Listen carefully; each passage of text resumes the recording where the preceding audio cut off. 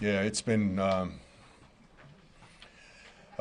an adventure, really. I mean, a lot of credit goes to, our long snapper and our holder, Matt Ariza, getting those guys and spending the time and figuring them out exactly how he wants, how the kicker wants to hold, because it's different for each kicker. And he's done a really good job with that. It says a lot about, them and their professionalism. So.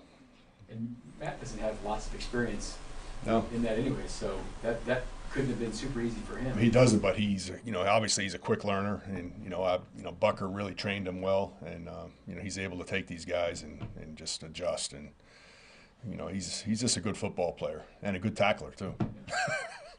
The next question I was going to ask. Yeah. He seemed to like that. I mean, I know, maybe wouldn't put himself in danger, but. Yeah, we talked about this before. I mean, I don't want him down there making tackles. I'd rather have him make a big play with his leg, punt the ball high enough to where he doesn't have to make a tackle. But, he's a football player in his mind, and, he's going to get down there and he's going to do what he has to do to, if he needs to make the tackle, he will. I mean, we know that. So, I don't want to take that edge away from him, but, at the same time, we got to be smart about it too. A lot more kickoff returns now. The weather's getting a little That's colder. right. Just what's the adjustment there, knowing that you used to just be able to boom it out, and now it's kind of up to the mercy of the weather to have return more. Yeah, there's no question about it. It's return season now. I mean, with the cold weather, and we have to return. We have to cover more. We have to, obviously we're going to get more opportunities to return them too. So, you try to kick touchbacks. You try to do it. Sometimes you can't get it down there, so you have to cover. And we did a good job for the most part in that game, except for the one play. Obviously, we got out of position. Had nothing to do with the kick. The kick is, if it's in the target zone, everybody's leaving at the same time anyway. It doesn't matter. But you have to cover it, and you have to do a good job. And credit them, credit Abdullah for making a couple guys miss, and and then us missing a couple tackles. That's what happens. So, you got to keep working and learn from your mistakes. It's been 3 or 4 months. What do you think are the keys to breaking one off return-wise on the kickoff? For our kick return, we're getting close. I mean, obviously a couple weeks ago, P. Ryan, he just got tackled from behind, but he was, he was out in the open. I mean, I just think, if we can get McCole past that first line, and make a guy miss a tackle or break a tackle. If you look in the league, if you look around the league, you see it. I mean, if they get that one line broke, I mean, it's going to be a big return, and that's one thing that we know about this new kickoff rule. So, it's up to the kicker in a heartbeat. So, I just think, we have a lot of season left here. We got 5 games, regular season. I think, we got to keep working at it, and we'll pop one here eventually. Coach, what was the team's mood? I mean, at the end of the game and in post-game, there wasn't a lot of celebration. Right. I mean, because we're not happy the way we're finishing, right now. I mean, there's been too many mistakes, and, we're coming out on top. I mean, it's a sign of a good football team that you can win games, like that. But we know that we have to play our best football at the end of the season, and that's what we're striving to do, to just keep getting better, learn from our mistakes, and every week bring our A game, because we're getting everybody's A game right now, but we have to take it to another level. It's understood that we have to do that. In neutral conditions, were you comfortable with Matt at this stage? If neutral conditions, to taking that away, like range-wise? Range-wise? Yeah. The 59-yarder that we tried, I mean, that was at the end of the half. I mean, you're going to try that no matter what. If it was a 62-yarder, we'd give it a shot. I mean, maybe not that far, but yeah, I mean, that was probably his range. And if he could lay into one, we tried, and you saw their guy. He missed. He was short. On a 56-yarder, I think he was short. I mean, it was a cool day. It definitely affects the ball. Also, your rush, that makes a big difference too. Like, we're rushing people. I mean, we rush people on our field goal block, and if you hit a low ball to try to hit a drive one, you're going to get it blocked. With Leo and all those guys inside. So you have to hit it higher, and that's an effect. You have to hit the ball higher. You can't get it as deep. So I mean, that played a factor in that game. What do you expect from the Chargers? What are their teams like? They're really good. I mean, they're, and I feel like I say this every week, but they're a top 5 unit right now. I mean, Darius Davis, the returner, number 12, dynamite. I mean, he's a blazer. He sticks his foot in the ground and gets north and south as a punt returner, and he's also back there on kick return. So he's very, very dangerous. J.P. Scott, the punter, excellent directional kicker, hangs it up well. Hard to get returns on him. I think they only give up like 30% of his punts are returnable. So that's a challenge. And then Dicker, the kicker, is solid. He hits a ball high. He's another high ball hitter. Hard to get a block on him. Gets it off quick, and he's got great leg strength. Couple more. Good. Dave, this week, obviously, the AFC West Championship, you guys win, and it's yours, and you guarantee home playoff game. And it's a nice goal you guys are trying to achieve. So for them, how much do you bring that up in meetings? You don't really. I mean, it's known. Everybody knows it. It's there, and the media makes sure that we understand that. I mean, today's day and age, those guys know a lot. I try not to look at as much, but I mean, it's there. So they know how important the game is, and our guys have a strong tendency to rise to the challenge. So I feel confident in that. Anything else? Thank you, Coach. All right, thanks, guys.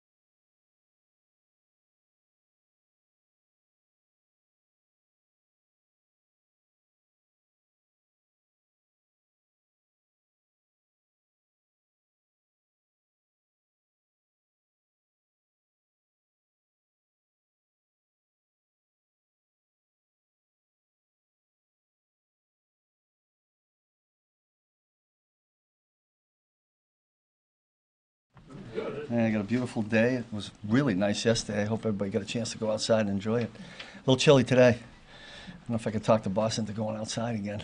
Need the field space. We're just ready to play a divisional game, so I'll just open it up. You moved to Joshua mid-game. How did you feel he did, and you plan on sticking with him now? Yeah, we'll see where we're at.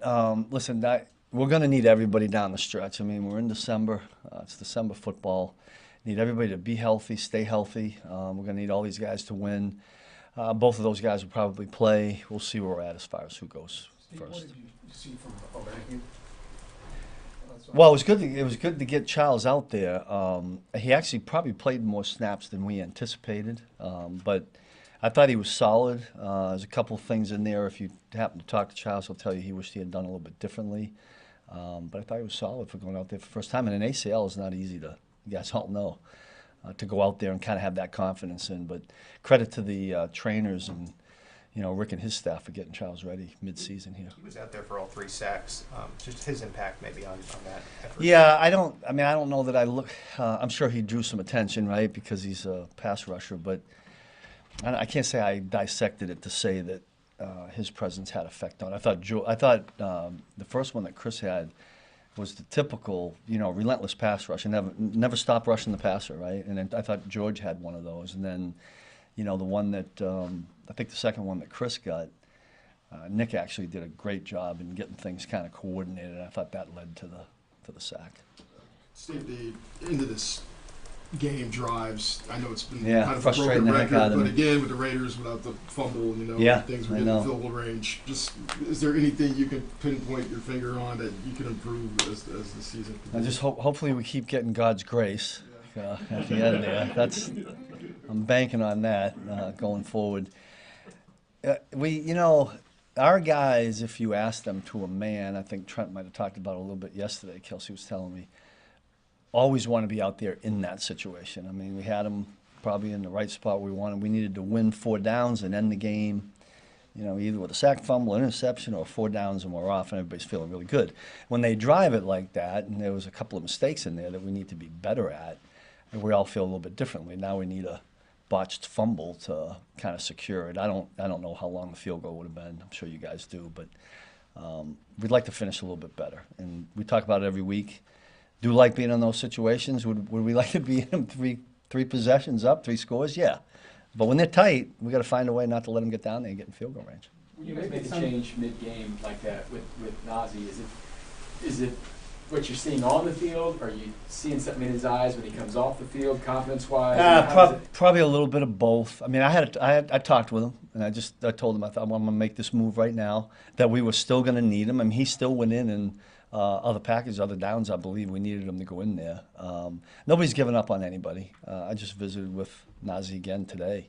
Told him to keep preparing like you did every other week, right? And Josh has to do the same thing. And we're at that time of the year where guys are going to get dinged, or we're going to put the best 11 guys out there. And if it means somebody's not out there that has been, it's for whatever reason the staff feels like is going to make us better. And we'll do that with any position, really. In those late drive situations, how much is communication impacted? I've gone through all of them. There's a couple here and there. I can't pinpoint one thing. I would not say that it's a lack of communication. Our guys do a great job communicating that situation. There was a couple mental errors, guys that didn't do what they were supposed to do, and that always is going to lead to a longer play or an unsuccessful place for us. But I would not say that that's what that is. You just got to play better, coordinated. Somebody's got to make a play. I mean, I go back to the Atlanta game. I mean, in the Atlanta game, we made that play, and there was in the Cincinnati game, right? Didn't we finish it? I thought Shamari got a sack fumble or a big 3rd down stop or something. Then we got the ball back to the offense. Similar situation. I mean, we were down by 2 or 3 points, but that's how we really want to finish. You've got some guys with some pretty heavy snap counts. I know Chris is 83% and the highest of his career. Yeah. Is there any feeling that you need to go into some load management here? It's a good point. It's a really, really good point. Yeah. Well, I guess we would have to look at that. I look at the play count every week. I haven't added them up. I guess we do. I mean, in the course of the game, I know Joe Brent takes Chris out early in the first half of games, and it's to keep him fresh. And all those guys fresh. We'll have to keep our eye on that as we get down the stretch here. I don't feel like the guys are tired now. You'd have to ask them, but Chris takes care of his body and does a good job. Him, in particular. Now Nick is his snap total is always going to be high because he's out there for all the downs. And some of the other guys are the same way. I think Trent's would be high. Justin Reed's would be high. But I think that's probably typical of the way we've been all the years here. Couple more. Do you feel better about this last performance, after you look at the tape? I mean, we hear a bunch of times, boy, after the game I was agitated, or this. Well, listen, the bottom line for us defensively is the number of points we allowed. And so that part was good. Now, we realized they missed a couple field goals. One was really long, so that helped us. That's the bottom line for us. So that was good. So I pointed out to them. I mean, to me, the margin of error now is like that.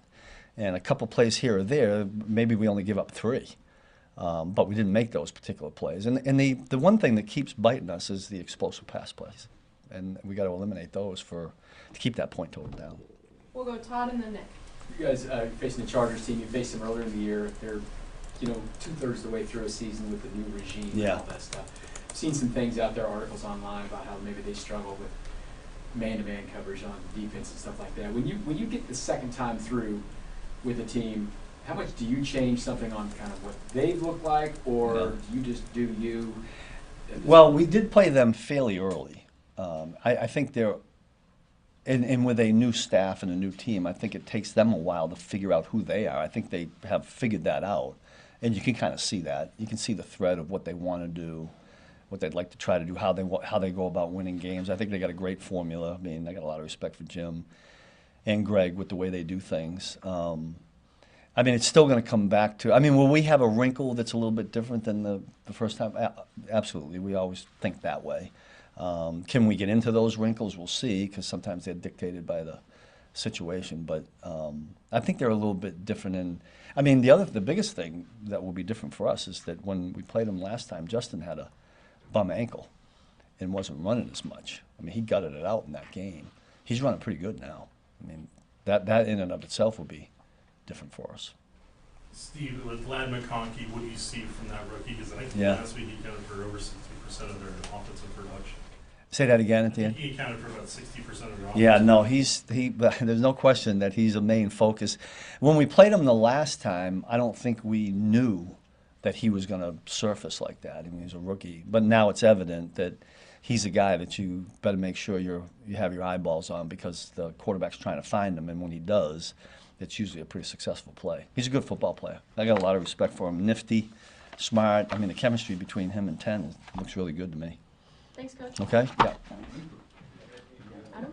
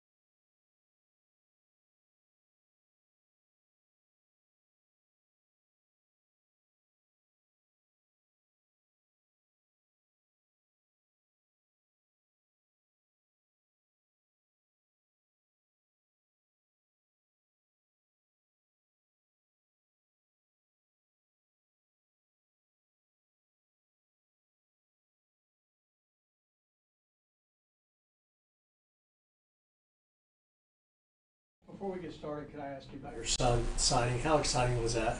Yeah, it's an exciting moment. You know, I remember for him, since he's been this big, him wanting to have that dream. So here we are back here in Kansas, and his older brother's there, you know, helping out. So it's a pretty cool deal, and I'm really proud of him. He's worked hard to get there.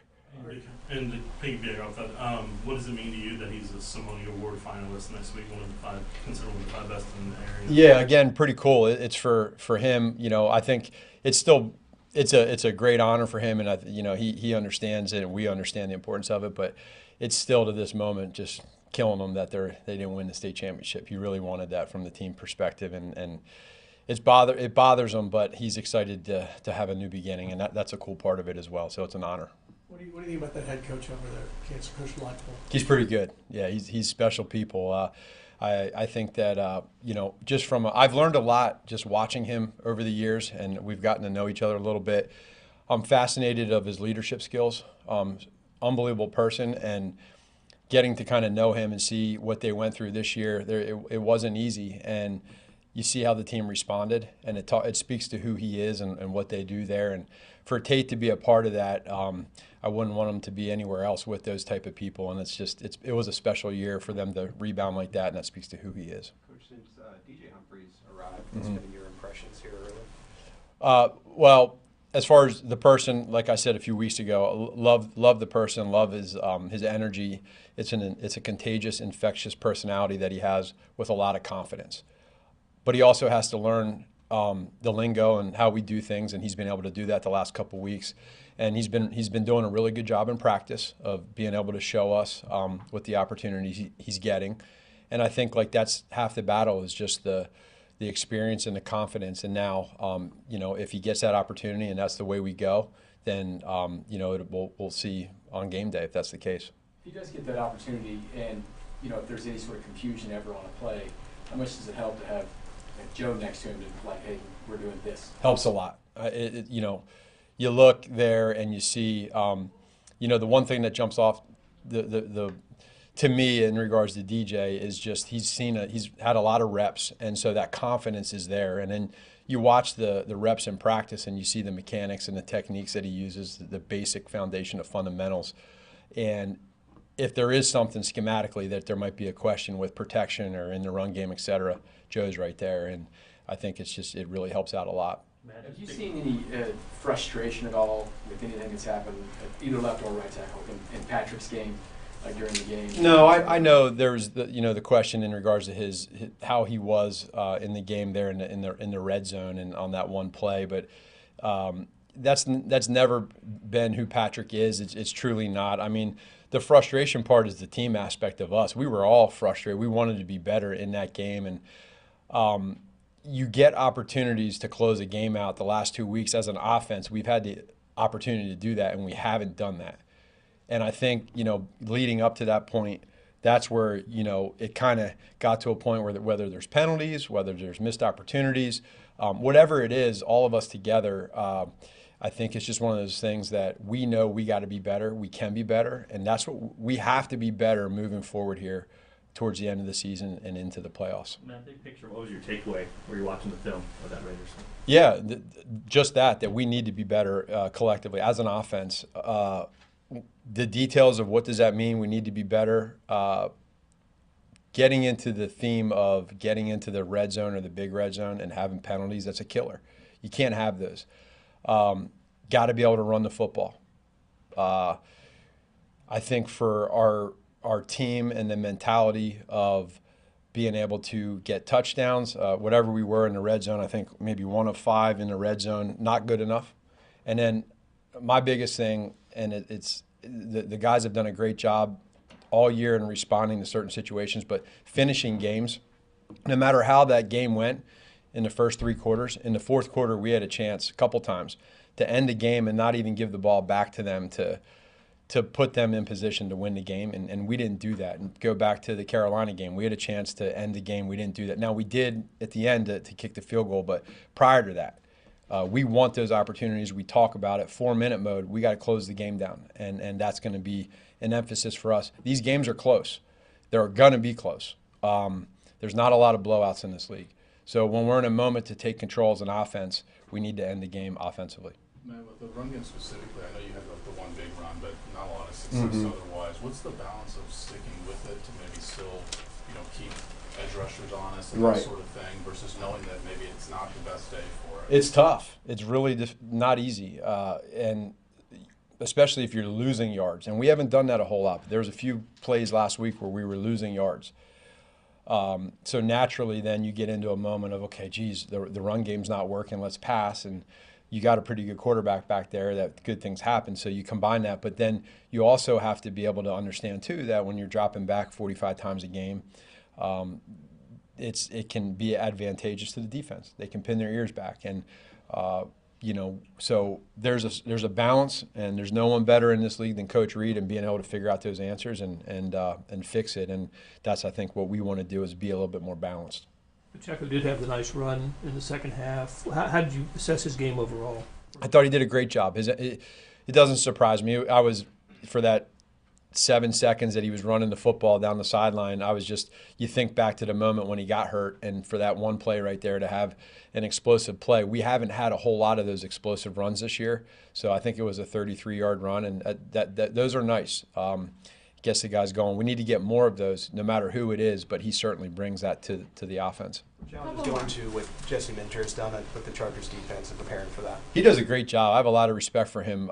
He's been in that Ravens-type defense for a while. He's putting his own spin to it. He's got great players over there. You saw what they did last week defensively against a good Falcons offense. And so I think he sticks to the fundamentals of what that scheme is. He puts his own twist on third down.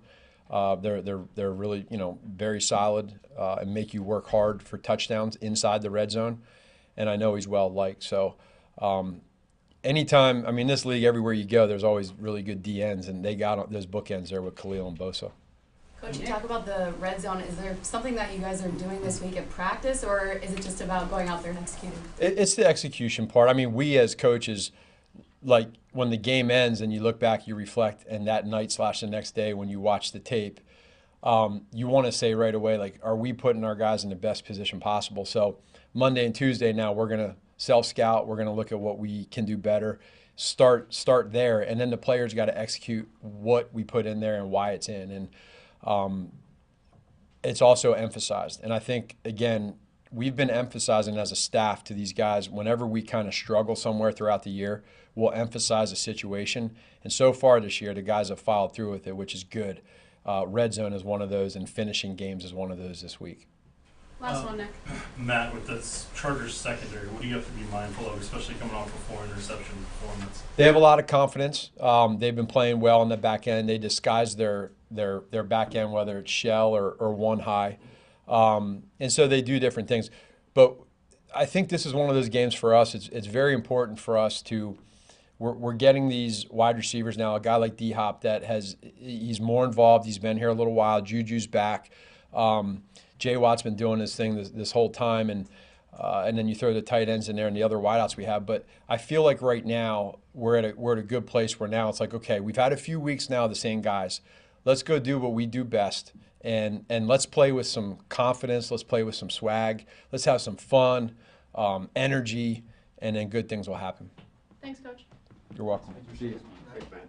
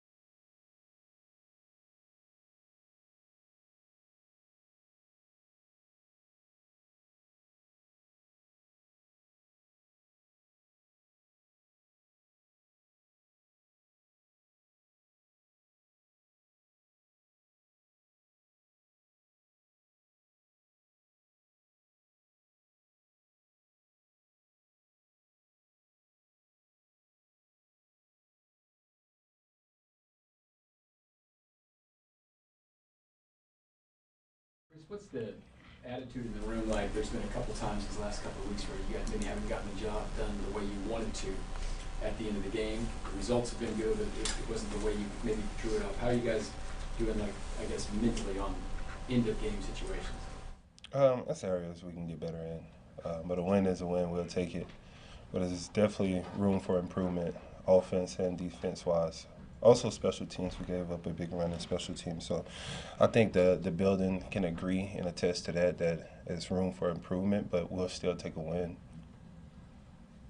Chris, you were kind of joking after the game a little bit about, being tired, and I'm sure everybody's tired this time of year, but you play 83% of the snaps. That's the highest of your career. Is there kind of a balance that you want to be as far as, you want to be on the field, but at the same time, maybe get a more rest? You know what? Joe does a heck of a job trying to watch the reps. In the first half, we was on a heck of a pace, and sometimes the game transitions to where I have to be out there more than we plan for it, and they're just part of it. I feel like a lot of the late games maybe play into that. Yeah, especially with this schedule coming up, we're gonna still try to watch the reps, but if I'm needed to be out there, I don't have a problem being out. How did it feel to have Charles out there? It was fun. It was fun. It was good to get him back. He worked his butt off to be back, and to have him back out there doing what he does best, rushing the passer. I think he played more than we actually planned for him to play, and he looked really, really good. So we're excited about that. We've got to keep him going and continue to get better with that. He could bring a lot of versatility to our pass rush unit, so we always can do more sacks, man. At this point, you know Justin Herbert pretty well. What are the challenges that go into defending him? I mean, heck of a passer. Can make all the throws. Smart quarterback, big quarterback. Tough to get down. That's a very good team, well-coached team. We got to try to limit him to big passing plays and also stop the run. They've been running the ball really, really well, managing the game really, really well. So try to affect the run game and get after it. This is not about your guys on offense at the left tackle position, but there's been a few moving in and out there, right? When you're facing an opponent who's maybe young, maybe lost a little confidence, whatever, what's it like for a defensive player to face someone who is maybe having a little bit of struggle there? I think defensively wise, speaking from my perspective, if we found someone that is a good matchup for us, we try to take advantage of that. In a sense, or whether it's run or pass or even blitzing, you know what I mean? Try to affect the guy in any type of way. So from my perspective, I try to get after it. When you see, now the question about your guys, you've gone up against these guys in practice and stuff. Wanye was having some struggles, he came out, and DJ's been out there now. What can you do from the defensive side to help them get better, maybe physically on that side or confidence-wise? I think this is more so of a scout team thing. Challenge in practice early in the week, give him different looks or different pass rush moves to what he'll face in the game. More so try to mirror the opponent and work on it throughout the week, It's a short week. We don't really want to beat each other up, so this ain't training camp where we can go out there and attack full force, but more so just giving us good looks throughout the week within the scout team. Chris, what's unique about this Chargers offensive line? They play well together. They run the ball really, really well. They had a lot of moving pieces, whether it's the right guard. Earlier this season when we played them, the two tackles were out. They got their left tackle back, moved the right tackle to right guard, got their right tackle back. So it's been a lot of different faces, but they work really, really well together. And they've been protecting Justin Herbert really good this season. Did you ever? Couple more. Did you ever face DJ Humphries in college? Did you guys cross? You know what? I'm not that old. No, I'm just playing with you. No, I didn't. We actually had this conversation yesterday. He thought I was part of his class. I had to tell him I'm like 2 years younger than you, buddy. You guys never did? No, I never had the pleasure of facing him. I kind of missed that year after I left. Well, before he left. Well, after he left, we played him. What have you thought of him in the room, in the building, practice field, stuff like that? He seems like he's got a fun personality. He might get along well with you. Yeah, man, I really don't have no problems with nobody. I get along with everybody. I have a mutual respect for his game. Even when he was in Arizona, I had a lot of respect for him, and I think he's going to be a great asset to this offensive unit that we have. Last one, anyone?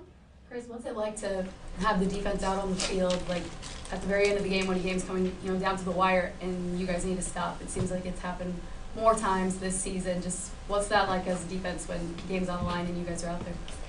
It's a challenge and also a testament that we believe in ourselves. We prepare for these moments throughout the week, whether it's situational football, whether it's training camp, and we look forward to the challenge. This offense has carried this team for so damn long. It's about time they could take a break and let the defense play, man. Y'all have a beautiful day.